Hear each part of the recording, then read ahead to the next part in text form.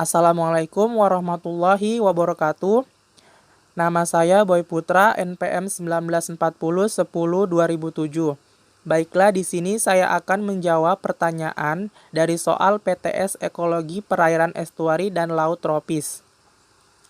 Pertanyaan pertama yaitu sebutkan dua bentuk adaptasi organisme yang hidup di area pantai berbatu. Berikan satu contoh organisme dan bentuk adaptasinya. Biota di wilayah ini harus beradaptasi pada air pasang dan terekspos radiasi matahari pada saat pasang surut. Pada saat terendam air, organisme harus beradaptasi dengan kehidupan di bawah air yang dingin dan dinamika air yang tinggi pada saat ombak datang. Pada saat surut, daerah ini terbuka sehingga sangat rentan terhadap udara kering dan temperatur yang tinggi. Contoh organismenya itu yaitu dari kelas Echinodermata, yaitu dari kelas kelompok bulu babi, bintang laut, dan bintang mengular. Nah, biasa kelompok ini beradaptasi dengan cara berlindung di bawah bebatuan atau dalam kolom air apabila kondisi lingkungannya terlalu panas atau bersembunyi dari predator. Kemudian pertanyaan yang kedua, apa yang dimaksud dengan habitat bersubstrat lunak? Habitat bersubstrat lunak adalah habitat yang ditandai oleh tipe dasar yang bervariasi antara lumpur halus sampai pasir kasar. Kemudian yang ketiga, sebutkan dua bentuk adaptasi organisme yang hidup pada substrat berpasir. Berikan satu contoh organisme dan bentuk adaptasinya.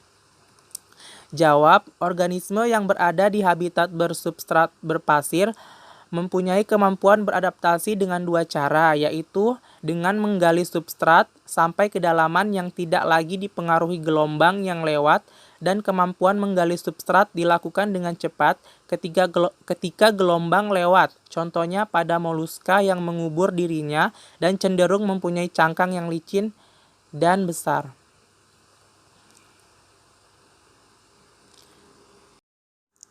Pertanyaan yang keempat adalah, gigantisme adalah salah satu ciri adaptasi khusus yang dimiliki oleh biota yang mendiami laut dalam. Jelaskan apa yang dimaksud dengan ciri gigantisme tersebut. Apa fungsi ciri tersebut bagi biota laut dalam?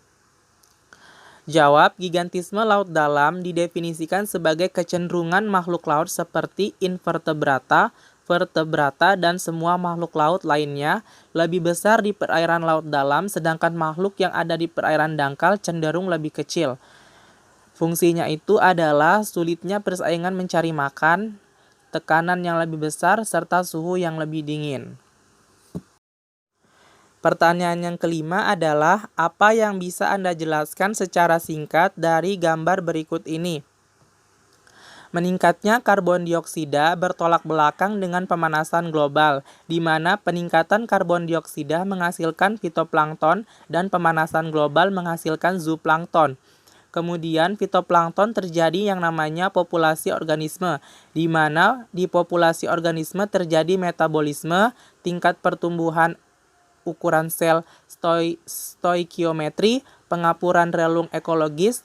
Adapun yang terjadi di zooplankton adalah pertandingan trofik atau ketidakcocokan struktur ukuran stoikiometri kualitas makanan. Dampaknya bagi masyarakat adalah terjadinya interaksi spesies kekayaan atau keanekaragaman spesies mekar yang berbahaya, biogeografi fenologi mekar. Fungsi ekosistem yang terjadi adalah siklus biogeokimia, produksivitas sistem dan fluks karbon, kompling bentik plagik, pengelolaan pesisir, dan kelestarian habitat. Pertanyaan nomor 6, apa yang bisa Anda jelaskan secara singkat juga dari gambar berikut ini? Perubahan iklim yang terjadi di laut dapat menyebabkan meningkatnya air, asidifikasi, dan radiasi UV. Dampak terhadap zooplankton laut adalah perubahan struktur komunitas, perubahan rentang distribusi, perubahan fenologi, rantai makanan plankton, tahap perkembangan awal, sekresi, terkalsifikasi, proses fisiologis, kerusakan OND, kematian pada tahap awal, mengurangi kelangsungan hidup dan kesuburan pada wanita. Perubahan ransum seks, perubahan interaksi jaring makan, menekan kekebalan sistematis dan lokal berbagai antigen. Pertanyaan nomor 7 yaitu, sebutkan 2 pengaruh peningkatan suhu pada organisme bentik. Jawaban saya adalah dapat merusak ekosistem terumbu karang dan ekosistem mangrove. Pertanyaan nomor 8 yaitu jelaskan judul dan inti materi dari presentasi kelompok Anda masing-masing. Saya dari kelompok 1, di mana membawakan materi dengan judul adaptasi dari organisme di zona intertidal. Inti dari materi ini adalah adaptasi. Nah, adaptasi dari organisme intertidal ini adalah organisme yang mampu menempati daerah intertidal, menunjukkan adaptasi dengan cara menggali dan melewati substrat yang lunak atau menempati saluran yang permanen dalam substrat. Kehadiran organisme di pantai lumpur ditunjukkan oleh adanya berbagai lubang di permukaan dengan ukuran dan bentuk yang berbeda-beda.